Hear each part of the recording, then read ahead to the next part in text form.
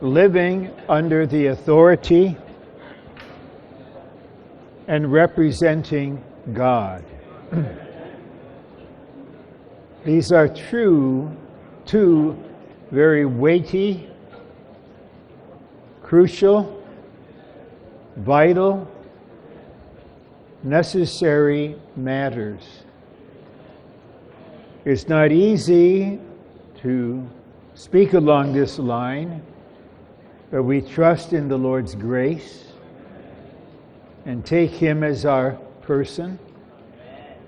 And He knows we need His supply to hear purely what the Spirit is saying and to allow the Lord's Word to lodge in our being and then work out the reality of this Word. I want to spend some time on the subject itself. Living under authority and representing God. So I've been considering who is living under authority and what is it like? And I would suggest this. On the one hand, everybody on the earth is living under authority in some way. We all are under a government in the country where we are. So in one sense, we're all living under authority. But I will point out, on the other hand, no one in the natural life is truly living under authority. Outwardly, it may seem like this, but inwardly, intrinsically, there are issues. There are all kinds of negative things. So I was considering, how are the people on earth without Christ, how are they living under authority? Well, some are living according to ethics. They've been raised concerning this is right, this is wrong. You respect this person, you obey that person. And so they are ethically, apparently, living under authority. Others, by their disposition, they're kind of easygoing persons. They give in easily. They don't like any confrontations. They don't like to fight. They just give in. And then others are living under authority out of nothing other than fear. They live under a dictatorship with secret police and people spying on each other and people being put in prison because they believe in God. And so, in order to preserve their life, they live under authority. And in certain countries, I won't name them, I've observed this, the people are trained by their culture to live under authority. And so their submission is actually a cultural reflex. It has nothing to do with really knowing authority. This is your culture. So this brings us to something quite enlightening. The only human being who ever truly lived under authority was the Lord Jesus. And there are two portions in the New Testament that testify of this. In Matthew chapter 8, a centurion sent a message to Jesus that his servant was very sick, would soon die. And he asked the Lord to heal him. And the Lord was willing to come. Then the centurion indicated, I'm not worthy for you to come to my house. Simply speak a word, and my servant will be healed. And then the centurion said this, I also am a man under authority. I also am a man under authority. Then he could direct soldiers under him because he himself was under authority. And he recognized that the God-man Jesus was a man under authority. And because of that, his words spoken would be words of authority. But the main point here is Christ and Christ alone, as the God-man, is the only person who ever walked on this earth who outwardly and inwardly and essentially lived under authority, which is God himself.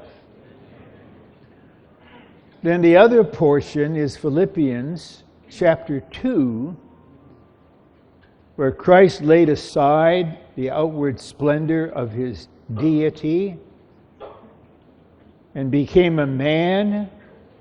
Then he humbled himself to be a slave, and he was obedient unto death. And Brother Nee, in the book Authority and Submission, has a wonderful chapter on the submission of Christ. And he points out when the Lord was obedient unto death, even the death of the cross, he established submission. He established obedience. He was under authority, obeying the will of God, obeying the word of the Father, no matter what it was, until the end. Therefore, God highly exalted him and gave him a name above every name. And I believe with my whole being the day is coming when every knee will bow in heaven and on earth and under the earth, and every tongue will confess Jesus Christ is Lord. So he is the pattern of living under authority, doing the will of God, being obedient unto death. Then in resurrection, he appeared to his disciples in Matthew 28. And this word he spoke needs to be written on our heart. He said, all authority in heaven and on earth has been given to me, the Son of Man. Okay, all authority in heaven and on earth has been given to him by God himself. Because God is authority, we will see when we read the outline. Authority only issues from him. And he bestowed this on his crucified, resurrected, ascended, enthroned Son of Man. So, brothers, you need to see what this statement implies. It implies no one in this room has any authority at all. Amen. And we never will. Because all the authority is with the Son of Man in glory. Amen.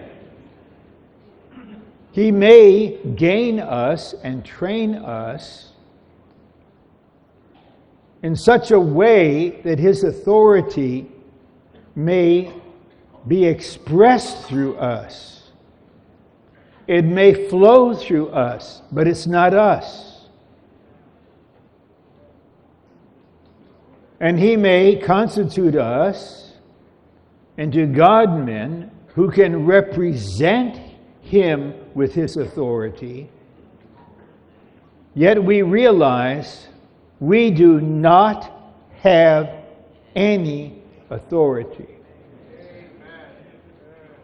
This needs to be clear. Then, in relation to authority, I want to bring in the thought of the body of Christ being the principle that governs the church, the ministry, and the work. The three, church, ministry, and work, are inseparable, but they are significantly different. Because the body is the principle that governs the church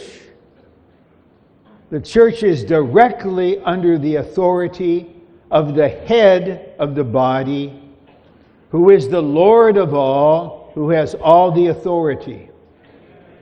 And the elders are directly under this throne. But the church cannot overstep and try to exercise any kind of influence over the work or over the ministry. So those in the ministry also are under the headship of Christ directly, and whatever is to be ministered, especially to the Lord's recovery, must originate with the man on the throne. Amen. And then it flows out. And so the work or the co-workers cannot say, we don't agree that you're having this subject. We should do that subject. They are overstepping. If the church would say, no, we want this to be the subject, they're overstepping. But the ministry is for the church as the body of Christ.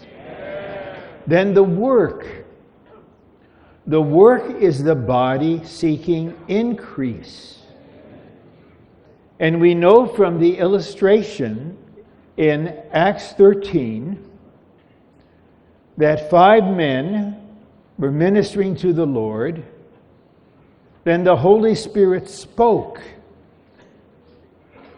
This is the Lord's Spirit directly leading. Separate unto me Barnabas and Saul unto the work to which I have called them. So once again, the work is not controlled by the church. It's not controlled by the ministry. It's directly under the authority of the head. But there's an aspect of this truth that must now be clearly defined. And anything in your being that disagrees with this, then be honest. You go to the Lord personally and just work this out in fellowship. The work, the co-workers have no right or ground to exercise authority over the local churches. There is no such thing. The purpose of the work is to gain increase for the building up of the church as the body of Christ. This needs to be clear. We lived for decades under a pattern of a brother who lived under authority and represented God. If anyone was the leading worker, it was Brother Lee. If anyone had the ministry of this age and the vision of the age, it was Brother Lee. And he never overstepped on behalf of the ministry or the work to control anyone, any church. Many of us, when we sought fellowship with him, it might have been hundreds of us, only the Lord knows, seeking Brother Lee's fellowship, actually his guidance. And his answer was always the same.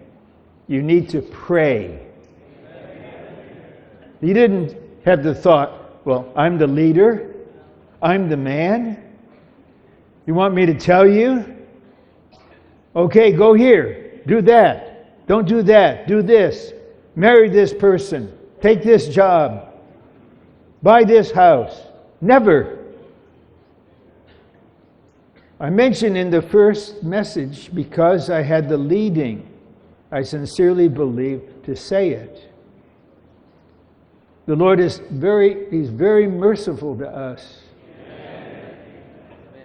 He's a God of tender-heartedness, of loving kindness, of long-suffering, of forbearance. So He, in this training, is giving all of us to learn some crucial truths related to the Christian life and the church life under the government of God, so that we may be saved from living in such a way or doing certain things in our work that will bring in the righteous judgment of God in His government. The Lord knows I'm not aiming my word at any place or at anyone. My word is for every place and everyone. Amen. And the first one to get the word is me. Amen. The Lord knows I mean this. This has to become so clear to us. And then now the second part of the subject is representing God. And we come to that in the section starting with Roman numeral 3. And that is where the primary burden will be. And it'll be at the very last point on the outline. So I'll move. I won't rush through, but I'll move at a certain pace so we can dwell on this last point thoroughly and in detail, yet stay within our time constraints. Representing God. Only those who live under authority can represent God. It is a very serious matter. to misrepresent God to the saints, to express feelings that are ours but not the Lord's,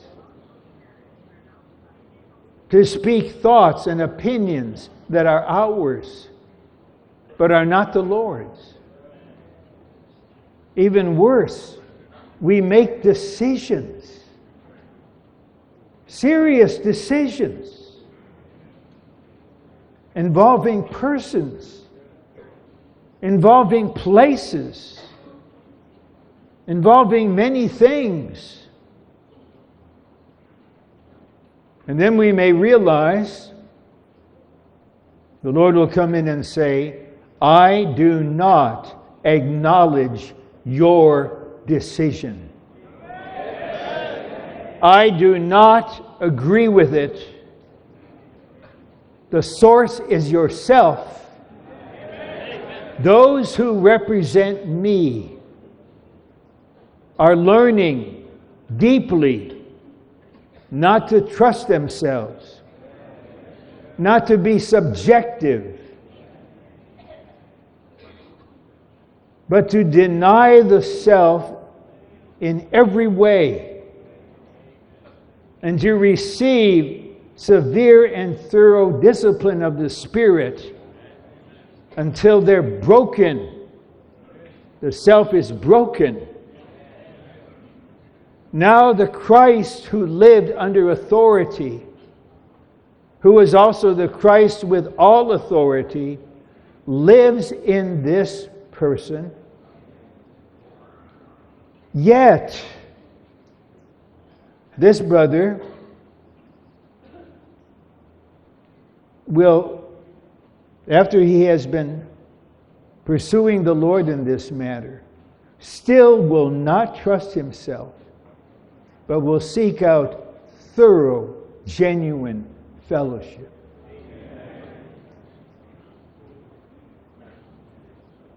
And we're having this message because our Lord wants to make us this kind of person. He didn't bring us here to tell us you're not this, you're not that, you're short, you're a failure, this and that.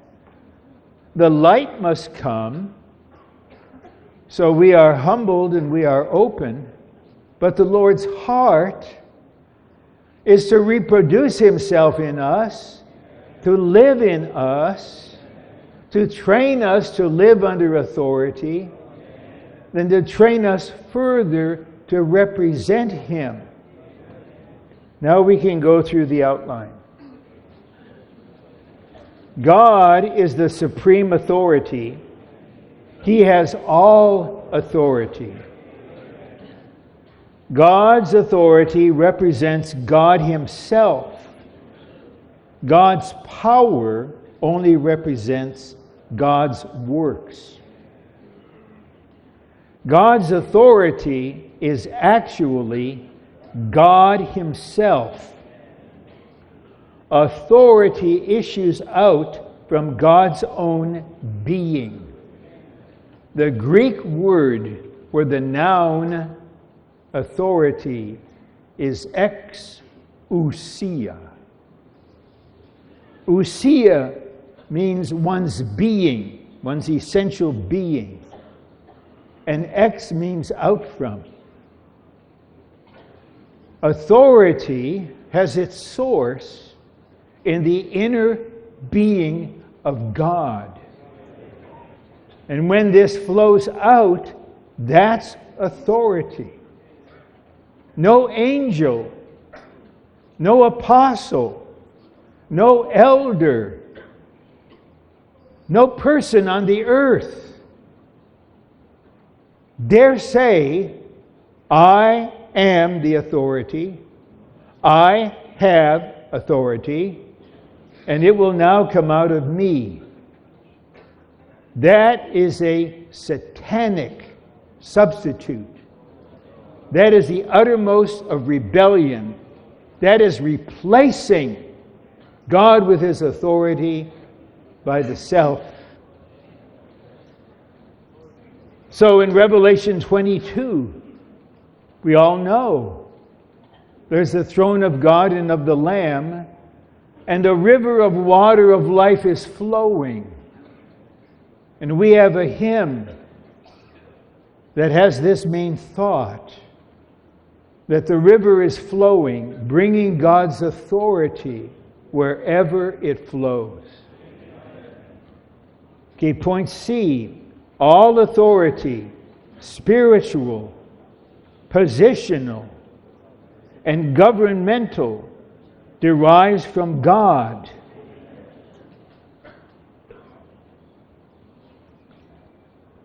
When we come to 2 points on the outline, we will read the word delegated authority, and later we will read deputy authority. They are the same. There is no such thing as a class of persons, and it's usually workers who assume this. They say, we are the deputy authority. And the leading ones and elders we appoint are delegated under authority. Those who do that have just now established a hierarchy. We are the deputy authority. The ones we appoint are delegated, so they're under us, and then we, for any reason that we want to, can dismiss you. This happened throughout the continent of South America. Not in one city, one country, the whole continent. One defined himself as an apostle. Even changed his name to John. I'm the Apostle John. He has authority. He openly said, "Oh, I heard these ones criticize me. I'm amazed they're still alive." And so he and his followers, they would appoint elders.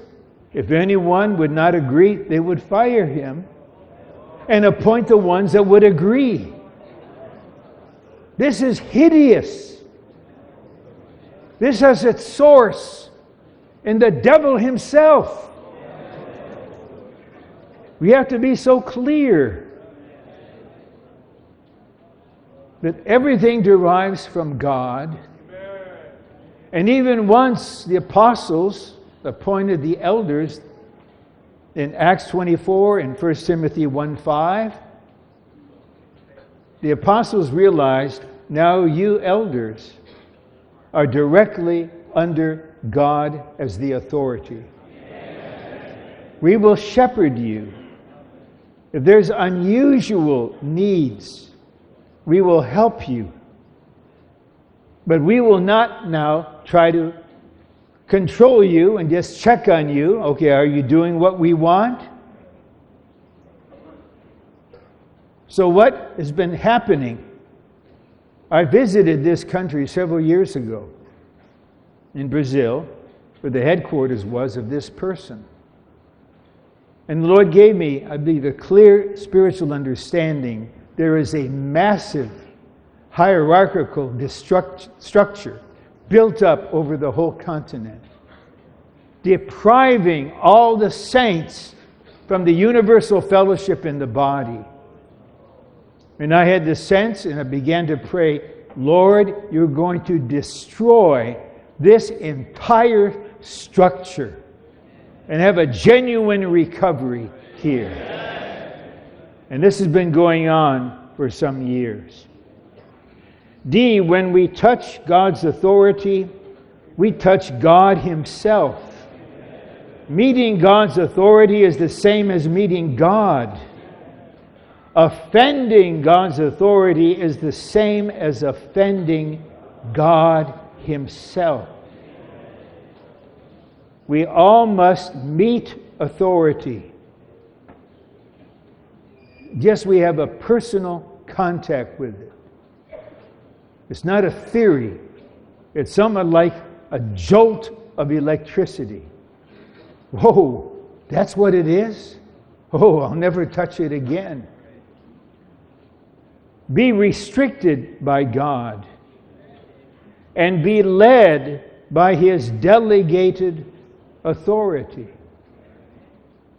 So we're not ashamed to say, in a proper way, in a pure way, we were led in many matters in the work and the ministry by a delegated authority, but He did not lord it over us. He was in the spirit of the body more than any of us, but there is such a leading. Romans 2, there are two great principles in the universe: God's authority and Satan's rebellion. The unique controversy between God and Satan concerns authority and rebellion. So this is why I said no one really on the earth who is not living Christ is truly living under authority.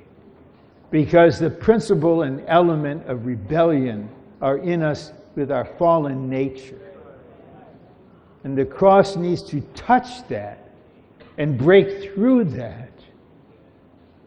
Then we will have a proper fear of God and respect for His government and stand in awe of His lordship with His authority. Rebellion is the denial of God's authority and the rejection of God's rule. This is rampant through the United States now. And deep in my being and others were praying, Lord, come in to deal with this. But as I mentioned before, He will deal with it through the church, especially through the prayers of the church. If that church itself is under His governmental rule and authority. He's waiting to gain us. B, although Satan rebelled against God's authority, and although man violates the authority by rebelling against Him, God will not let this rebellion continue. Amen. Praise the Lord. Amen. Not just ultimately. We've seen this in our history. For some reason, in His wisdom, He allowed this to go on. And then He steps in. No. It's over now. It's over. This will not continue. And we need to give Him the ground to do this whenever He wills, however He wills. Brothers, He is God. God will not let the rebellion continue. He will establish His kingdom on the earth. Amen. So we are in the Philippines. I would like to say, just the second part, God will establish His kingdom throughout the Philippines. Amen. Amen. Amen. See, the center of dispute in the universe relates to who has authority. And in politics, and even in arguments among brothers, sorry to say, when certain brothers get together, they argue. The underlying issue is, I've got the authority. No, I've got the authority. Here's an example. It seems harmless. It seems benign.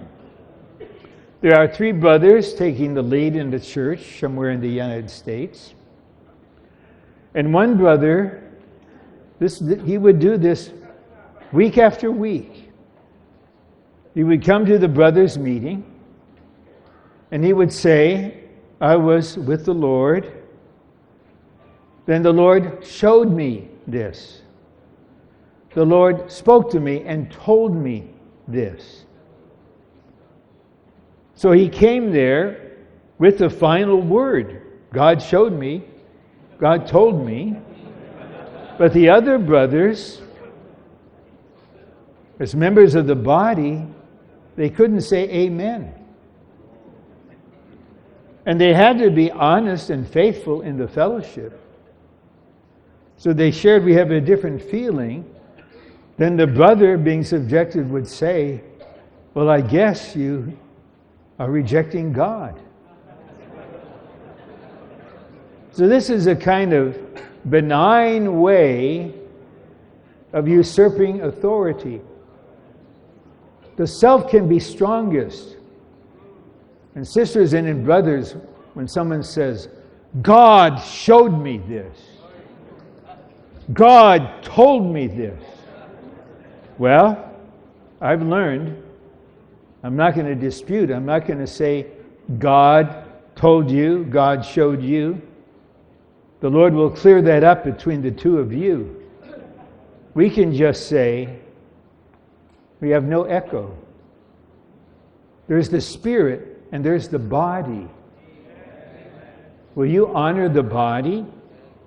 Will you honor the Lord's authority expressed through the body? But a highly subjective person, they just trust their feelings. John Ingalls, he's with the Lord. I mentioned him just a little bit.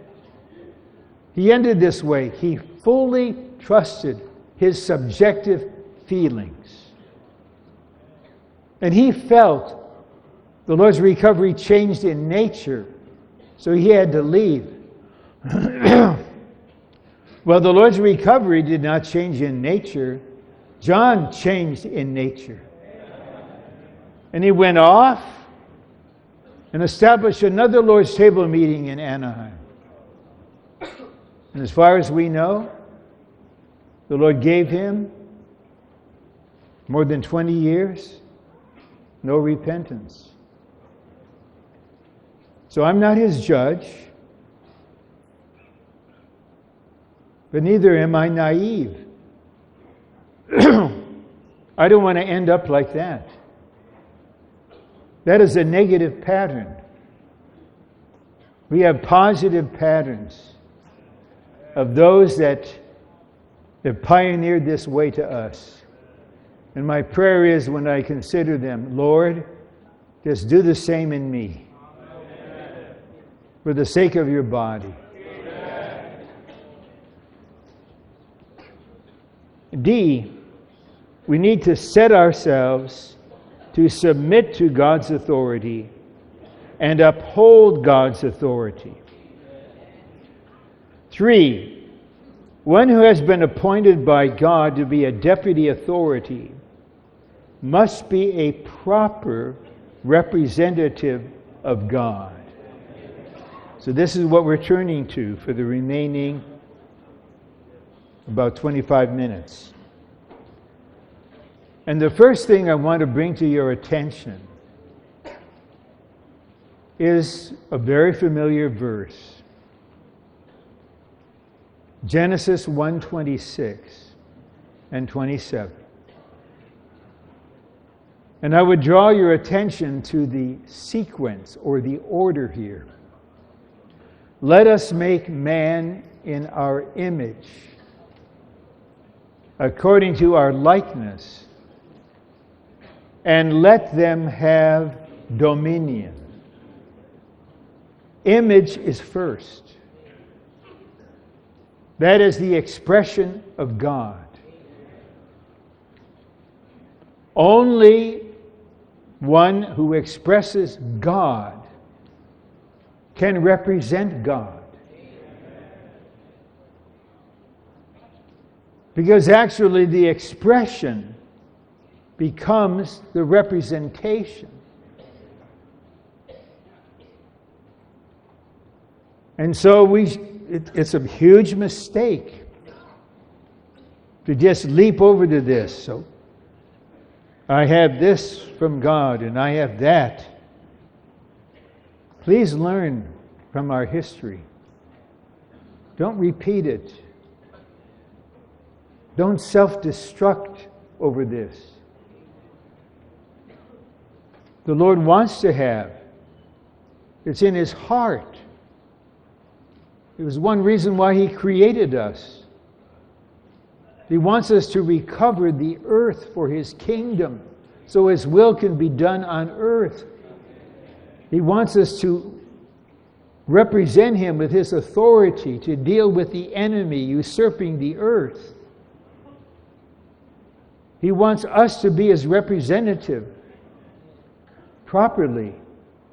But that depends on the image.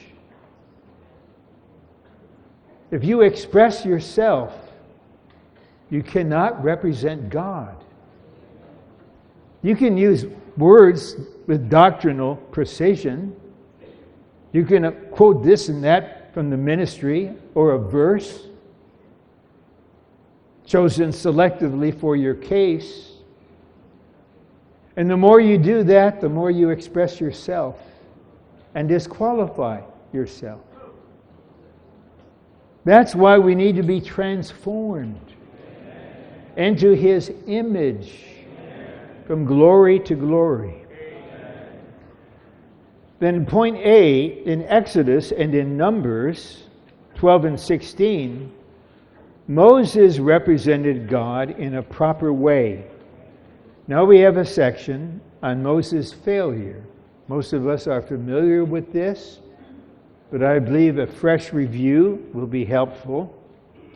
Moses was called the meekest man on the earth. And what a responsibility he has, starting at the age of 80, to bring this perhaps 2 million people out of Egypt through the wilderness into the good land. What kind of weight of responsibility is that?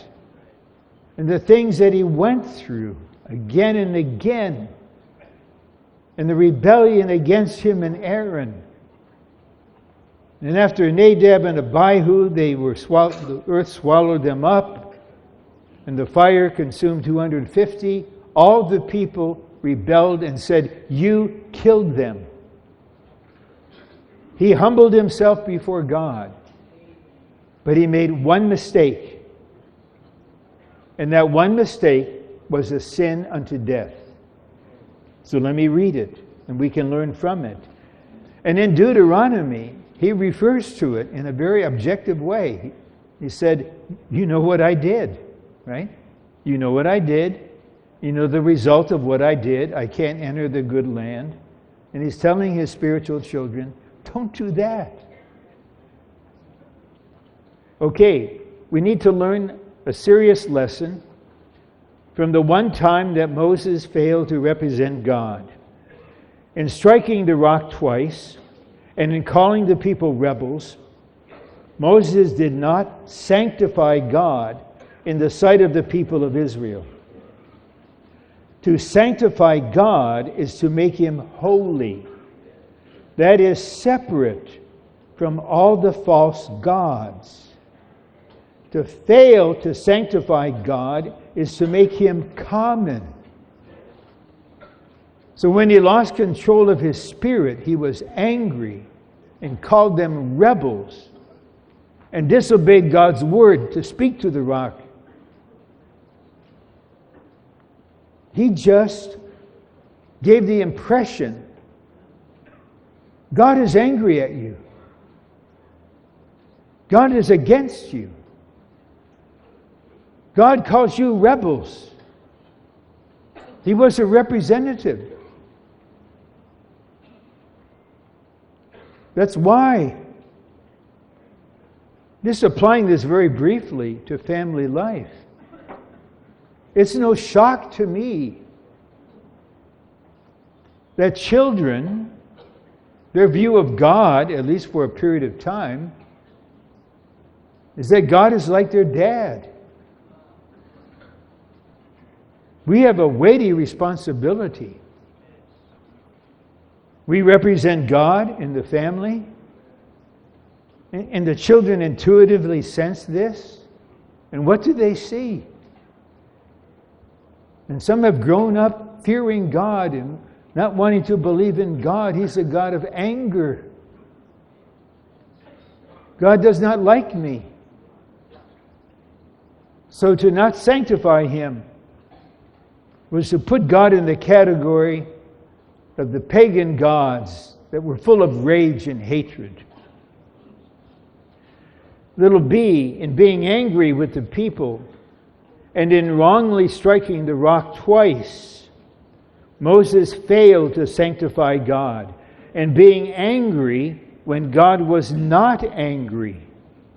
Moses failed to represent God rightly in His holy nature, and in striking the rock twice, he did not keep God's word in his economy.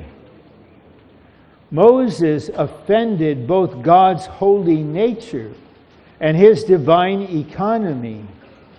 He condemned the people as rebels, but he was the one who rebelled against God's word.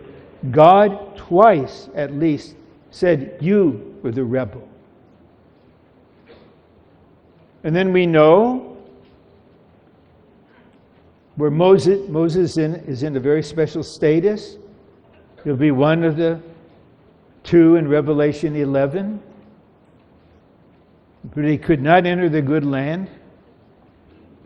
In Deuteronomy, he asked the Lord, "Can I just go in and just take a peek, then come out?" No. And don't ask me about this again. Then at the age of 120, he didn't wear glasses. He was strong. He was energetic. His health was excellent.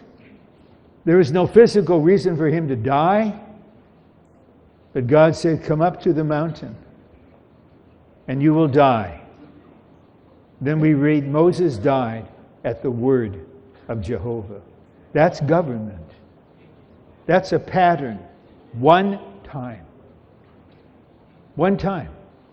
It's up to God to determine what is a sin unto death, what will cost you this. We don't have a list of things. This is up to God Himself. But if Moses could have that kind of mistake, I should fear and tremble about myself. I'm more than able to do that, and worse. And then all is lost. In all that we say and do concerning God's people, our attitude must be according to God's holy nature, and our actions must be according to God's divine economy. Actions. Whoa. To take actions involving people, involving churches, involving territories. I'm speaking in principle. This happened in parts of the United States. It happened throughout South America. It happened in other places. This is a principle. Very serious. See, the Apostle Paul was an ambassador of Christ. So he was really representing God. He's the pattern in the New Testament. He was out to destroy the church. He was breathing murder against the believers. God made him his representative. A new covenant minister is one who has been authorized with the heavenly authority to represent the highest authority. He doesn't have it, the authority, in himself. He represents it. Paul exercised his apostolic authority not for ruling over the believers, but for building them up. So really, authority in the form of the iron rod, that's for the enemy. The exercise of authority representing God in the church is for building up. 3, Paul exercised the authority inherent in his apostleship by teaching, by engaging in spiritual warfare, by moving within the measure of God's rule, and by his jealousy for Christ over the believers. And in 2 Corinthians 10, he speaks of this, the measure. He said, I can't just go anywhere. And he referred to God as the God of measure. He limits me. And I can testify to you by the Lord's training and His mercy. In the 25 years that I've been traveling, as other brothers do, to minister, I simply minister truth and life and have fellowship with the saints. That's all. I never touch anything in the churches. I never express any opinion. I never touch the work here. I have no opinions about the work in the Philippines. The fact that I worked on life study messages, that I was many co-workers with Brother Lee, the fact that I've been here a long time doesn't mean anything. Doesn't give me any entitlement. And I'm glad to be under a measure. So when I go to Russia, in fellowship with Benson, he asked me to go. Some brothers went there, co-workers, and they stepped into the work, tried to change things. But within me was this restriction, a blessed restriction. I'm just here to serve spirit and life and truth and to fellowship, and maybe there might be some shepherding if there's an opportunity for that. That's it. I don't want to know anything about the churches. I don't want to know anything about the work. Don't ask me. Refer to Brother Benson. The Lord, through Brother Lee, measured that out to him. This is a blessing. It can preserve us.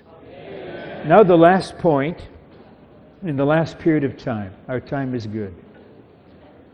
A person who represents God rightly. What I'm going to do now is, in addition to the points under D, I'll read some others, and they're all from the second half of the book, Authority and Submission. That book has probably been misused more than any ministry book published. And those who want to be an authority, who define themselves an authority, they only read the first half of the book about rebellion, and then they go about calling others rebels and asserting their authority. Even one person said to those that were visiting, I'm the spiritual authority around here. But the second half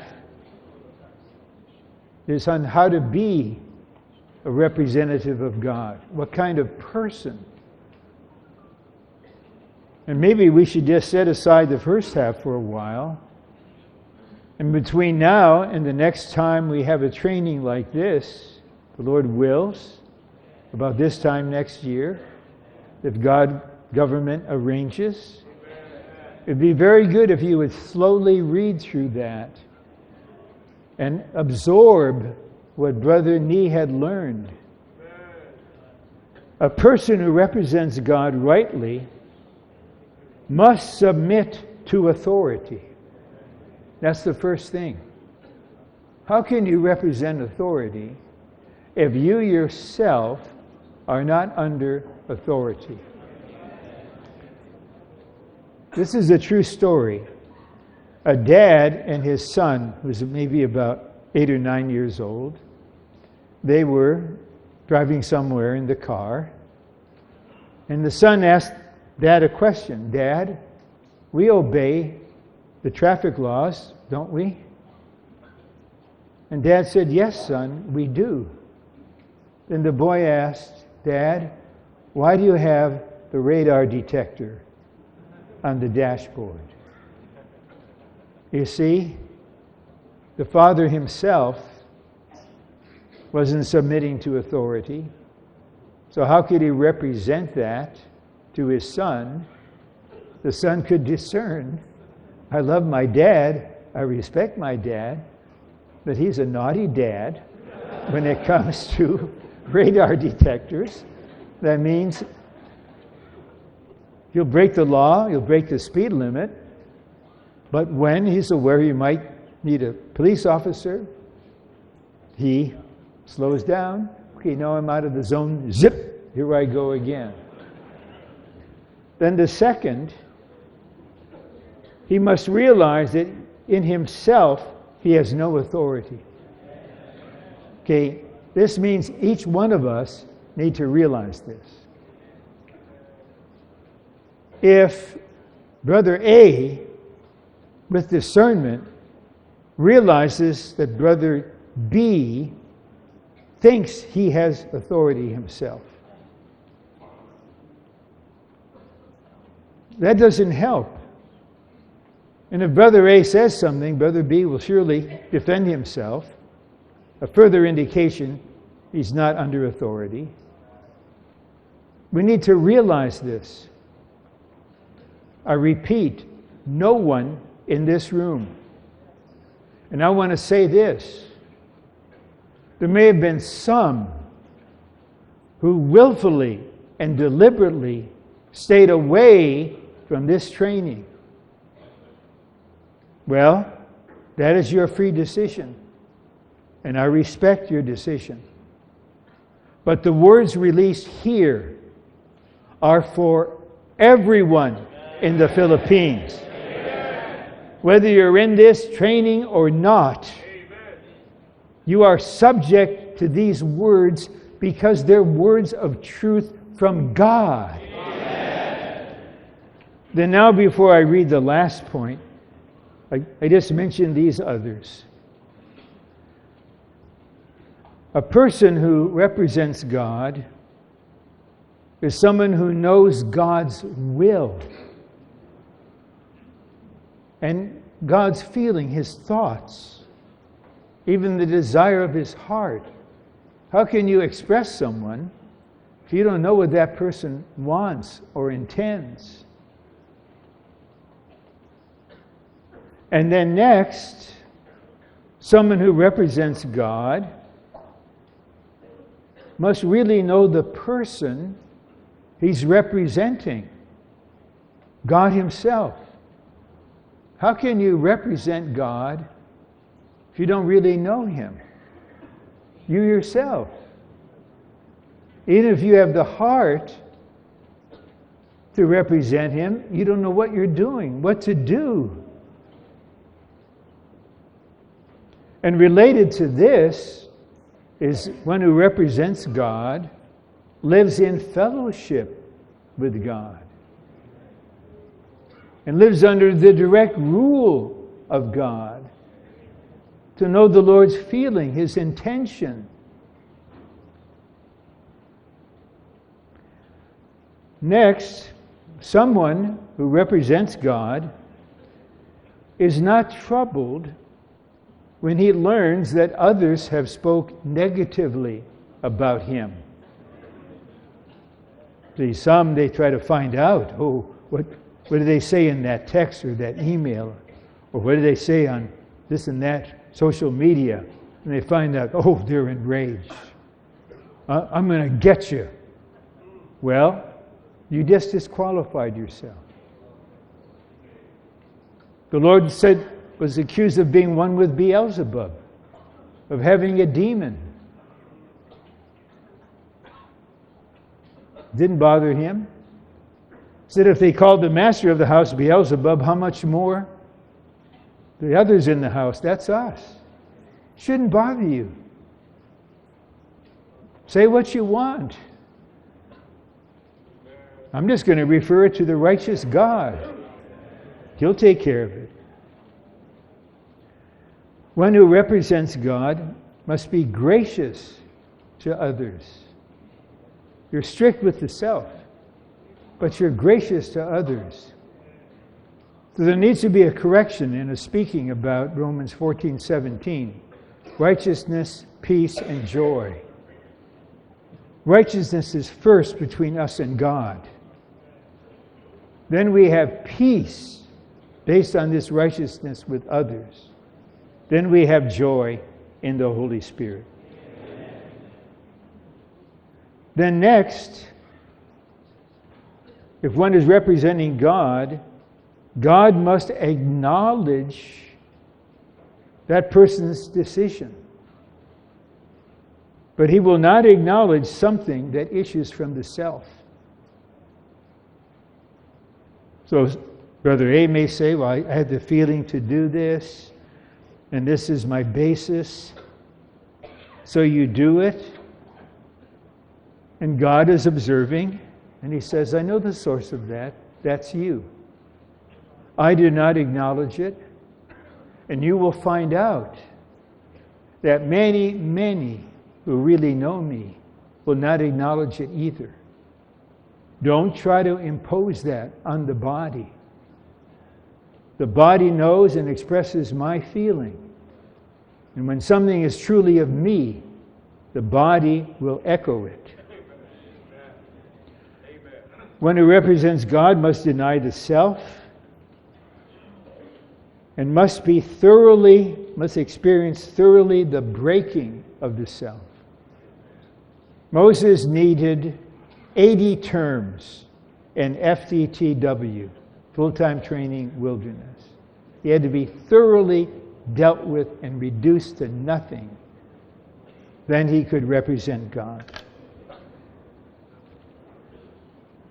One who represents God never vindicates himself.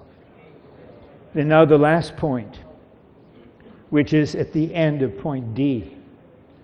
One who represents God is a person in resurrection, living in the resurrection life of Christ. Remember, brothers,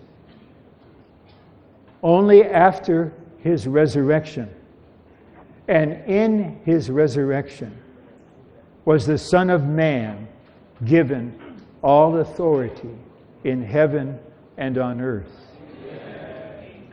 So this is one of the most crucial points of the person who represents God properly. His rod is really budding. You don't use the rod to strike someone else. And it speaks for itself. If the rod in a brother is budding, it speaks for itself. He may not be aware of it, but we are aware of it. And the resurrection is the testimony and the confirmation that this one expresses God, knows God, is in fellowship with God, and represents Him. Therefore, I'm at peace to receive the word and the fellowship from that source. Brothers, all the positive points are part of our glorious future.